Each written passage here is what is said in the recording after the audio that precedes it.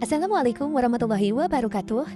Pada kesempatan kali ini kita akan membahas hadis ahkam yang diambil dari kitab Bulughul Maram karya Syekh Ibnu Hajar Al-Asqalani, yakni pada bab muamalah dengan nomor hadis 833.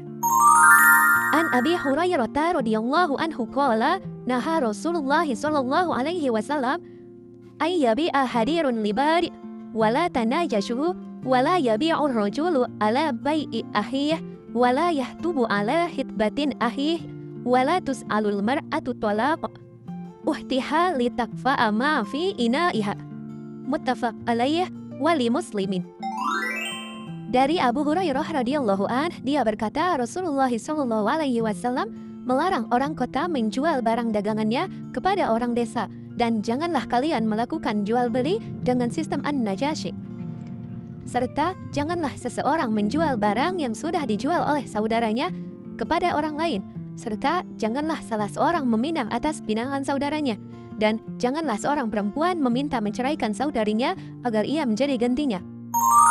Nah, ada beberapa hukum yang dapat diambil dari hadis ini. Yang pertama, yakni terkait pelarangan orang kota menjadi perantara atau makelar bagi orang desa secara tidak adil. Yang kedua, larangan najashi atau melakukan penipuan dalam tawar-menawar. Yang ketiga, larangan menjual barang atas jualan orang lain atau mengganggu akad yang sedang berlangsung. Yang keempat, larangan meminang perempuan yang telah menerima pinangan orang lain. Yang kelima, ialah larangan seorang wanita meminta cerai istri orang lain agar ia bisa menggantikannya.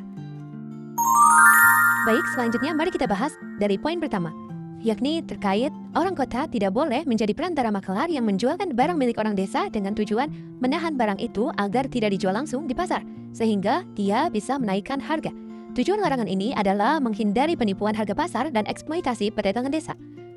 Hukumnya haram bila menyebabkan penipuan dan penghalangan akses orang desa ke pasar. Adapun dibolehkan ketika dilakukan secara jujur, terbuka, dan menguntungkan kedua pihak. Poin kedua, wala tanajash, larangan melakukan najash. Najash sendiri adalah tindakan pura-pura menawar atau memuji barang untuk menaikkan harga padahal tidak berniat membeli. Ini adalah bentuk penipuan untuk menipu calon pembeli. Hukumnya ialah haram secara ijma kesepakatan ulama, yakni karena merusak kepercayaan dalam perdagangan dan termasuk bentuk gharar atau ketidakjelasan serta penipuan. Poin ketiga, yakni tidak menjual atas jualan saudaranya. Maksudnya, seorang muslim dilarang menawarkan barang kepada pembeli lain yang sedang atau sudah sepakat membeli dari orang lain dengan maksud membatalkan transaksi tersebut. Hukumnya ialah haram jika sudah ada akad atau kesepakatan antara penjual pertama dengan pembeli. Adapun boleh jika transaksi tersebut sebelumnya sudah batal atau ditolak. Poin keempat ialah larangan meminang atas pinangan saudaranya. Islam melarang seorang laki-laki meminang wanita yang sudah dipinang oleh orang lain selama pinangan itu masih dalam proses pertimbangan atau telah diterima selama belum jelas ditolak atau dibatalkan.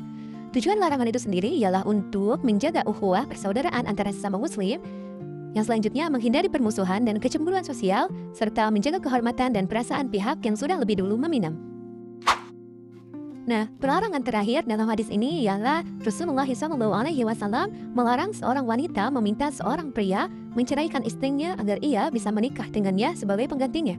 Kata saudarinya di sini maksudnya adalah sesama wanita, bukan saudara kandung.